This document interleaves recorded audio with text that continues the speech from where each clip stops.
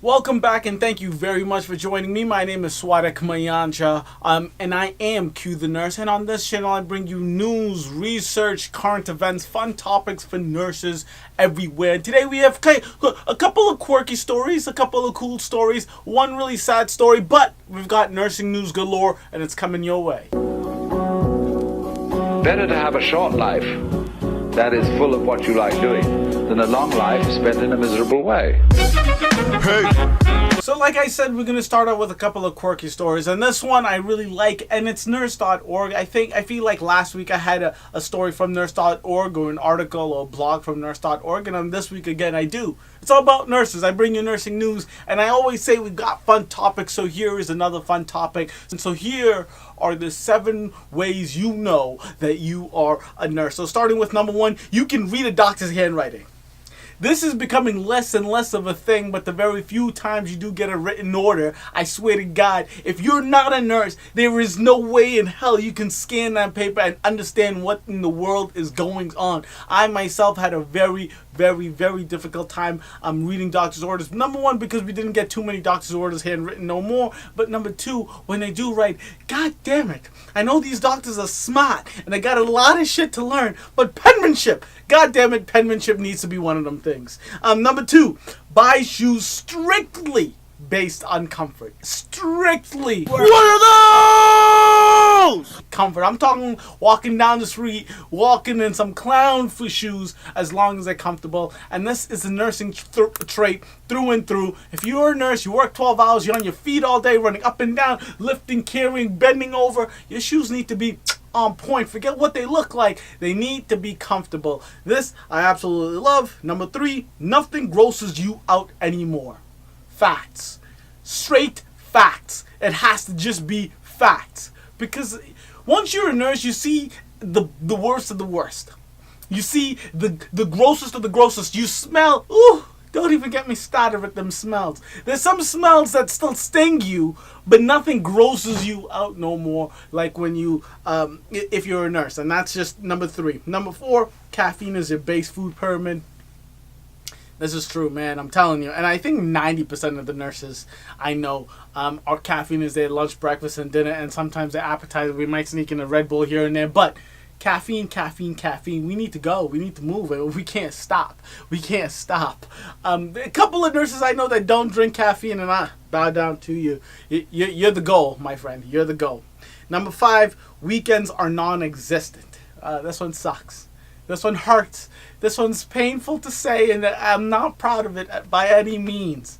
But that life or death question, is this your weekend on or off? Ooh, it doesn't matter, because most jobs, well, I feel like where I've worked, most people have their fair share of working the Friday and Monday on their weekends off. So even if it's your weekend off, you're working that Friday and you're working that Monday. So if you want to go out Friday, you'd have to do it after a full shift. If you want to go out Saturday, that's coming off of a Friday that it's just, weekends are not a thing for nurses. You know what is a thing for nurses? Going to the movie theater in the middle of the day on a Tuesday and you have the whole theater to yourself. That's how you know you're a nurse, and that's what I get excited for. Number 6, you hear call bells in your sleep. You hear call bells in the shower. You hear call bells whenever you out and about doing whatever you do best. It sucks. It's what we live on. You know, all day, every day, call bell, call bell, call bell, call bell. It's a nursing way. If you don't hear call bells in your sleep, you ain't a nurse. Last but not least, you talk about nursing. You talk about nursing. You talk about nursing in your sleep. You talk about nursing with your friends that are nurses, because that's only the friends you have left, because all your other friends have regular schedules. You talk about nursing with your family, and that's all they know from you anymore, because you're a nurse and that's your life. Nursing is not a job. It's not a career. It's a lifestyle. You talk about nursing. And those, my friends, are the 7 ways you know you're a nurse. If those things apply to you, congratulations, you are a nurse. Story number 2, and this is when we get into the real news, okay? So I'm sorry, I wanted to start off a little lighthearted. I feel like I've been doing some real serious news for the past couple of weeks, so I thought that was a fun thing to cover, and I have some more fun, quirky news coming your way. But number 2, so this is a serious one. A mom has been sentenced to 3 years in prison, and this is in Canada, for neglect because her son had died from strep throat, something that is very, very treatable today with antibiotics. So let me just give you some context before I start, raging on about this. A Canadian mom has been sentenced to 3 years in prison after her 7-year-old son, who was suffering from a severe strep throat infection, died because she failed to take the boy to the doctor, according to reports. In the hearing, the judge noted that Lovett was not to blame for Ryan getting sick, but claimed that her failure to bring him to medical doctor caused his death. And this is, of course, the truth, and this is the definition of negligence. The judge stated Ryan died an excruciating, unnecessary death. She went on to say actions resulted in the senseless death of an innocent child who needed the protection of his mother. And so if that's all you knew, you'd be like, this is a runaway case, sentence her, throw her away, this is disgusting, it's the worst thing ever. The child needed to go to the hospital, it was a curable disease, whatever. But the reason she didn't, the reason she kept him at home and did not take him to the hospital, so when Ryan developed the strep infection that left him bedridden in 2013, Miss Levitt tried to treat him using home remedies of dandelion tea and oil or oregano for 10 days before he died, the court had heard. So it's not like she was negligent to the point where she didn't care. She cared. She just believed that the home remedies and, the teas or whatever would help her son.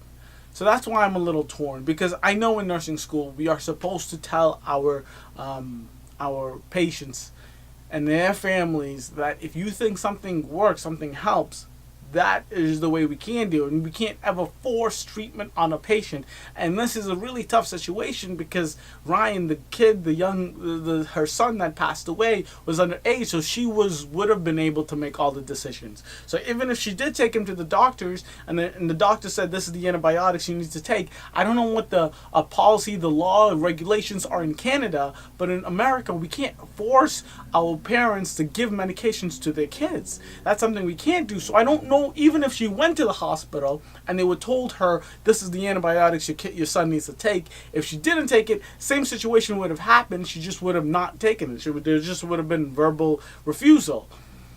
I don't know what the law is when it comes to that situation where it's life or death and the parents saying something and then the hospital believes something, or science says something else, or the medical field says something else. This is super, super tough. Jehovah's Witnesses, I think that's just the most well-known case. If something were to tragically happen to a Jehovah's Witness and they don't receive blood, are we going to say they're trying to commit suicide? Or if the family member says that their daughter, son, aunt, mom, whoever can't refuse blood, are we going to say that that's horrifically wrong?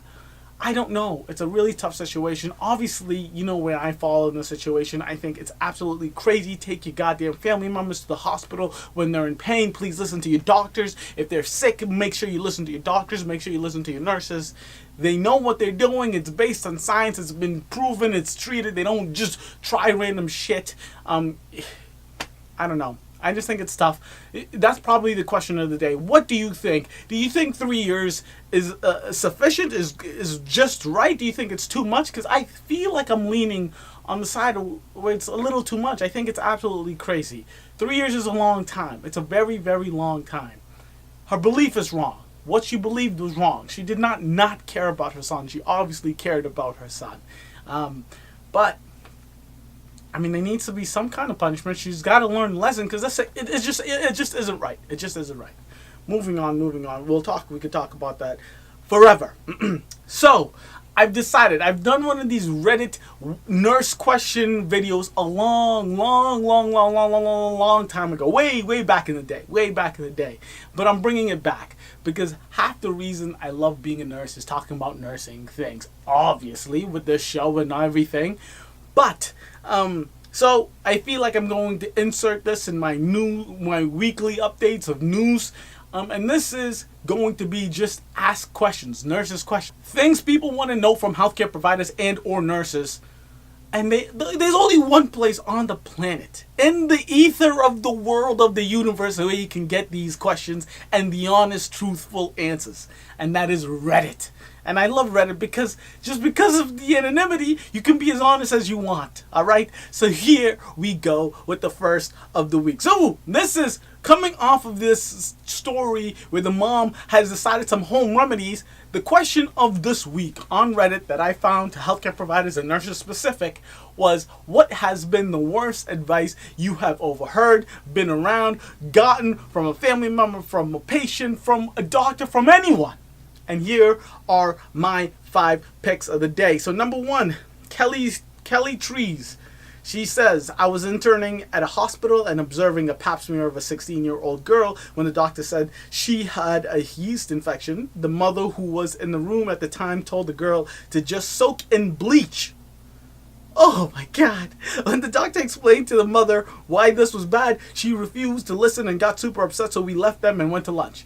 This is absolutely insane. This is beyond insanity. This is just scary, and it sounds super painful.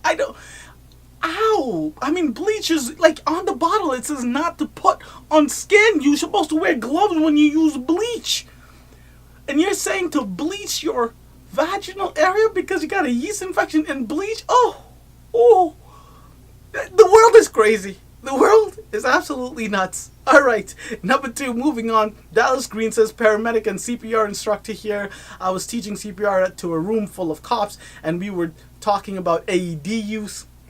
After I finished, the lieutenant comes to the front and explains to his officers that each police-issued taser can be used in place of an AED by shocking directly over the heart. Oh, what med school did this cop go to? How insane is this? I was dumbfounded. I quickly told everyone that was not true, and the act could get them in a lot of trouble. The lieutenant was visibly mad, and I corrected him in front of everyone, and he ended up calling my supervisor. Well, by all means, brother, call the damn supervisor. But that is some advice that should never, ever, ever, ever, ever be used. Those tasers are not the same as an AED, and having one taser versus the 2 patches of the AEDs, I'm not an electrician, okay? I'm a nurse, and what I do know is a patch where you get an AED shock is definitely, absolutely far, far from getting a shock from a taser. That's like telling someone, yeah, if you have a heart attack or if your heart stops beating, just get a fork and stick it into the goddamn plug. Get out of here. This is insane. Number 3, not so much advice. Sam Neal says, not so much advice, but I had a patient who was having an asthma attack. We arrived at the house. She was smoking a cigarette, per usual. I try not to be a dick to people, but I explained to her the next time she's having an asthma attack, smoking might not be the best idea. Her response was epic, my favorite part. She says, nah, it's all good. I switched to menthol. Well, congratulations. Congratulations. So instead of your inhaler, might as well just grab a menthol and smoke that. Asthma attack. In the midst of the EMTs, the paramedics, whoever is on the way to the house, while having the asthma attack, the lady picks up a menthol cigarettes and starts smoking. You can't, this is why I love nursing. You can't make this up. It's just insane. Number 4, and this is, I don't know if it's deleted as the person's actual name or the user's name just got deleted, but she says, school nurse here, so people automatically assume I am an idiot. I'm sorry, not this nurse. I don't. I actually hope to be a school nurse one day. I had someone to tell me that insulin makes the sugar go up. All right. Let's see where this goes. And it's just like that in some people. I've also been told that it's best to keep drinking diet sodas because stopping abruptly can make you very sick. I have heard that before. My doctor told me I need to drink Diet Cokes or I may end up in the hospital. And don't get me started on the best treatments for lice. By the way, don't put gasoline on a child's hair. That is scary. That is absolutely nuts. Please, please, please, please, never put gasoline in a child's hair. Number 1. Number 2, are you serious? Insulin makes your sugar go up. I have yet in the history of nursing school, being a nurse, never once have I seen that, heard that, been a witness of that. That's craziness. That's craziness. I love it. I love it. This is WebMD galore. And last but not least, number 5, I want to lick it I like that name. I like that name. Paramedic here. This isn't really a health tip I've heard, but rather witnessed. If I respond to a seizure call or an unresponsive party, about 1 in 10 will have a bag of frozen veggies in their pants. For some reason, the people in the city I serve think frozen vegetables will fix anything. This is great. I love this. I love this. I mean, I don't know. Being an athlete, I use frozen vegetables for every bump, every bruise. So I can kind of understand it. But if someone has a heart attack, it just doesn't make any sense to me. I would love to see the research, the evidence-based practice of putting some ice in someone's pants when someone's unresponsive, has a seizure, all of this stuff. Maybe I can see if you're having a seizure, a lot of seizures are caused because of high temperatures, and that happens in children quite a bit. So there could be some science behind this, but in your pants for every seizure, for every unresponsive, I don't know. I think it's crazy, but I love it. And that, my friends, is the questions for nurses via Reddit. And I love that segment. Always a fun thing to talk about. And we will be doing that weekly. We'll just keep that up. All right, moving on. Nurse of the week. Another exciting topic. I told you, there's a positive show today. A positive show.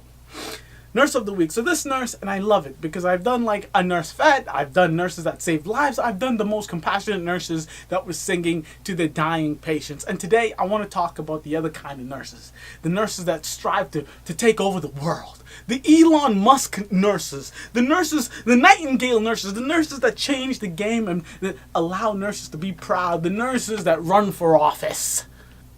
Today we're talking about the nurse that built a $1 million business selling some baked goods to new moms. So let me give you some background. Wendy Carlson, a registered nurse, noticed that women in her breastfeeding support group needed help keeping up their milk supply, so she began baking nutritious bars for them. This is exciting. I see something good happening here. And first of all, congratulations on being an L&D. Say it every week, but L&D is the goal. I want to be a labor and delivery nurse. If you know someone, let me know. The bars were so popular in the support group, which she named Milk and Cookies, good for you, nice naming, good marketing, that she began selling them and soon had a 94% reorder rate. I know nothing about business. I know nothing about people who go to stores and buy the same thing over again, but 94%, god damn it, that sounds amazing. 94%? Number one, that must be the most magical ingredients in the history of the world, because they might just eat the bar and start pumping out milk like no one's business, right? So that might be it, or it might just be the most delicious thing in the world. I might have to go order myself some. Maybe it's not good for men. Maybe, I don't know. We'll find out, and I'll let you know in next week's video.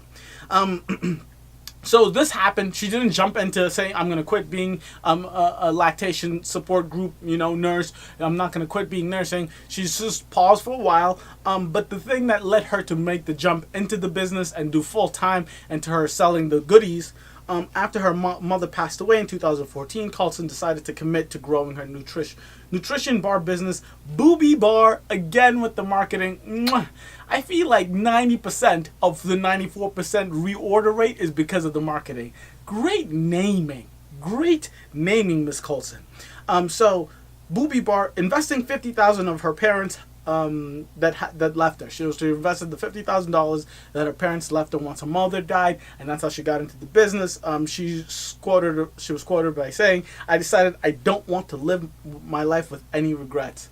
Ditto, girl, ditto. You making us nurses proud.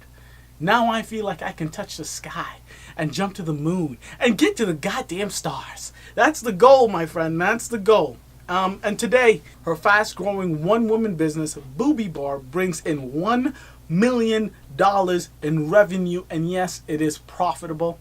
It's not $1 million in revenue and then she's handing it out to, overhead and taxes and all of this stuff. She's profitable. It's $1 million and she's a one-woman show. So I'm hoping it is profitable. That's absolutely amazing. Miss Collin, you are making all of us nurses super proud. Congratulations. You are the nurse of the week. Moving on. So this is sister. We were on and we were grooving here. We were moving here. All good news. And then you had to come up and do some dumbass tweet. So this story is a nurse that has lost her job because she tweeted some horrific things about white women and the children they raise, specifically the boys they have. So nurse was removed from a hospital after saying white boys should be sacrificed to the wolves. Yes, a nurse that got a job to care and be compassionate and empathetical to the patient she has, to the community, to the people around her. She decided to put out a tweet that said all white women should sacrifice their sons to the wolves. I am really happy you lost your job. I don't think this is, space to lose your license, but god damn it, I don't want you caring for anyone around me if you think that about an entire group of people, right? Entire group of people. So, an Indiana hospital system says a nurse is no longer an employee after she was tied to a message on Twitter claiming white women are raising sons with the highest propensity to be a terrorist, rapist, racist, killer, and domestic violence all-star. Officials at the Indiana University Health said over the weekend they were investigating several troubling posts on social media that appeared to be made by a recently hired employee identified in news reports as Taisha Baker. IU Health spokesman Jason Fetchner confirmed Monday that the nurse no longer works at the Indiana University Health Methodist Hospital in Indianapolis, but he would not say whether she was fired, citing company policies.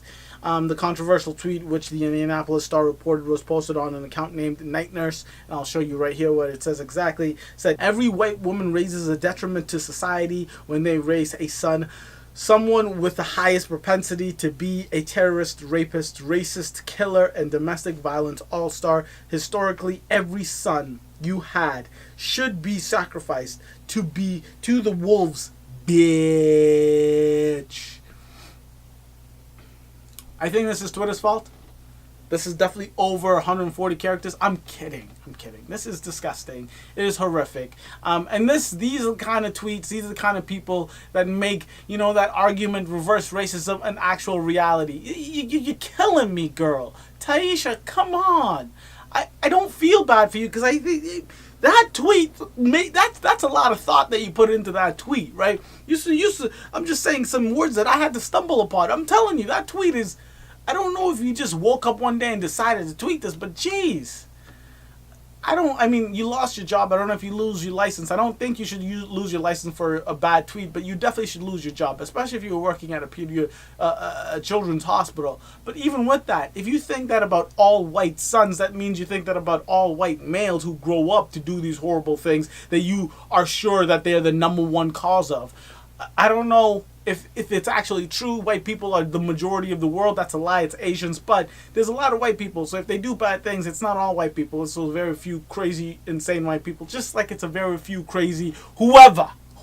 That's not the goddamn point. The point is, it's stupid. This is the dumbest thing you can ever do in the history of the world. You live in America. Is every white guy you see a rapist, killer, domestic violent, racist, terrorist? No.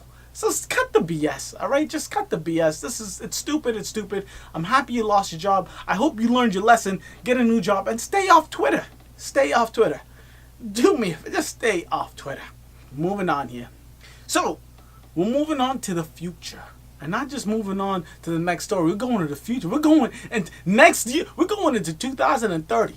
AI robots are taking over the world, all right? UT Austin School of Nursing introduces Robo-Nurse to teach telemedicine. I think this is so exciting, man. I'm telling you, these robots, they're going to be doing my med pass for me in a couple of days. They're going to be doing dressing changes. I'm going to just be there to care. I'm going to be there to console my patients, to sit down and do that compassion that nursing is all about. Forget the med pass. That shit, yeah, I could do some teaching. But the rustle and the bustle and the lifting and all of that craziness, I'm down to let the robots take care of that. All right? So let's read on. I'm sorry. I just get super excited. So the University of Texas at Austin, UT Austin, School of Nursing has begun using a robot nurse to give students experience in growing field of telemedicine over the phone or online interactions with healthcare providers. So you can see in these pictures that I'm showing you right now that it's just basically a person far away that is in the iPad or the computer or whatever the hell they have, that and the person in the iPad or computer rolls around and they do their thing, okay? So the Robo Advanced Practice Registered Nurse Robo APRN program came out of a $9,764 grant from the UT Austin Faculty Innovation Center. Robo APRN allows students to experience, interact, and patients without being in the same room as them through video conferencing. So like I said, so this is obviously not the future that I'm talking about, but we are getting there. And so yeah, so just a nurse, especially if you're in like a rural area and there's not a specific type of nurse or surgeon or doctor or whoever, you can use this computer. Just video conference in, have the robot roll around, or just have someone literally just bring an iPad to a patient, and the nurse, the doctor, whoever, the healthcare provider can talk to the patient face to face, right? This is huge. This is super important. Telemedicine is going to spread the hand of healthcare far reaching across the goddamn world, right? So the #1 heart surgeon on the planet can video conference in a surgery happening in Australia, East Bumfuck, right? So this is going to happen. This is going to save lives. This is going to change healthcare like you don't know, right? And that is just the beginning, my friends. So coming off a story about how I really am excited that computers and technology is going to take over my job, here is the truth. Nursing is not going to be taken over by robots. It's not going to be taken over by AI, at least in the near future. And how do I know that? Because of this amazing video that Vox has made. And that's how I'd like to end the day today. So the video is basically about how automation technology is going to take over many jobs. And one of those jobs that it's not going to touch, that it's not going to reach, it's not going to grab, you can guess it. That's right, over here. Nurses will have jobs, at least for the near future, and this job is going to increase, right? We're going to need more nurses, and the pay is going to increase, and the need is going to increase. Nurses, we're here to stay, my friends. We are here to stay. But with all that being said, it's important to know that technology is going to keep those jobs safe. If you're a woman, congratulations. I know nursing is a big, it's a career. It's an option, and it's pushed upon females in general when they're growing up a lot. But for men, not so much. And the first half is about how automation and technology will take over those jobs. But the second half, and I think maybe the majority of the video, is how men aren't taking nursing and healthcare jobs in general. Physician assistants, PTs, and nursing specific. All right. So just to give you a little bit of background, and I'm going to show you some clips, some videos, some pictures from the video, but please, in the comment section below, in the description box below, please click on the link and watch the entire video. It's an amazing video. Absolutely love it. So it says here, it turns out the jobs that are least likely to succumb to an automation are those that involve building human relationships. Nurses, the healthcare field is a prime example. Nurses, physician assistants, and physical therapists have higher than average salaries and major expected job growth. These fields share something else in common. They're dominated by women. Despite the erosion of traditionally masculine fields like manufacturing, men just aren't taking these high-paying, in-demand healthcare jobs in the numbers you'd expect. In response to the worldwide nursing shortage, scientists have enlisted the help of robots. These machines can lift and move patients, take vital signs, deliver medication, and even make scheduling and assignment decisions. I recommend placing new patients in triage bed number 5. But contrary to the doomsday headlines, there's little chance these machines will replace human nurses anytime soon. In 2013, researchers at Oxford University developed this scale. It measures how vulnerable certain jobs are to automation. The jobs where humans are least likely to be replaced by robots require either creativity, expert perception and manipulation, or high degrees of social intelligence. Predictions are much worse for jobs where these skills are less important. Of the 700-plus jobs in the Oxford study, nursing was one of the least vulnerable, with a less than 1% chance of becoming automated in the next decade or two. For decades, Nursing in particular has been considered woman's work, in part because it's assumed that women, more so than men, have a kind of innate capacity for caring and empathy, but men in nursing say this is a mindset that is holding us back. For them, caring and empathy are skills that can be developed, not traits someone is born with or without based on their gender. And I love that. And I absolutely love that. And it's the absolute truth. I pride myself, in fact, I really do pride myself in being empathetical, or it's not, that's giving myself a lot of credit.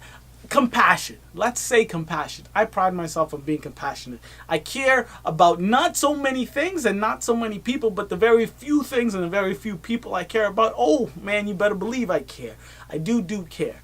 And nursing is all about compassion. It's all about empathy. And to say that this is a trait that some men are born with or some men are born without, it's absolute bullshit. And in the Vox video, they have the science behind it. They have the actual numbers, the statistics of how the job growths are going up in nursing and in healthcare, and how caring is not a genetic trait that you're born with or born without. It's something that is socially, and the environment tells you what traits, characteristics you should have in you. I'm lucky enough to have had the greatest parents in the world. They raised me to care and be empathetical, compassionate. I don't know if I'm just bragging, but it's the truth. It's what I feel. It's what, I went to school that told me that everyone should care, that you should have feelings, that it's important to have empathy. What I'm trying to say is, men, get into healthcare. If you don't want to be a nurse, that's fine. Be a PA. Be a physical therapist. Do something in healthcare. Do something where caring, where EQ, emotional intelligence is going to be is important, because those are the jobs that the computers can't take, at least for a little bit. I don't know what's going to happen in 100 years, 200 years, but by that time you'll be retired on a beach, right? So, if you're a man, get a job in healthcare. If you're not a man, congratulations, the jobs are out there for the taking, and by all means, you're going to have it for a long time coming. Don't forget to like, subscribe, and comment in the comment section below on any of the 19 stories I just talked about today. I'm all super excited. Like I said, the Reddit questions for nurses, for healthcare providers, I am going to continue doing that every week. I absolutely love that. And yeah, I had fun today. Deuces.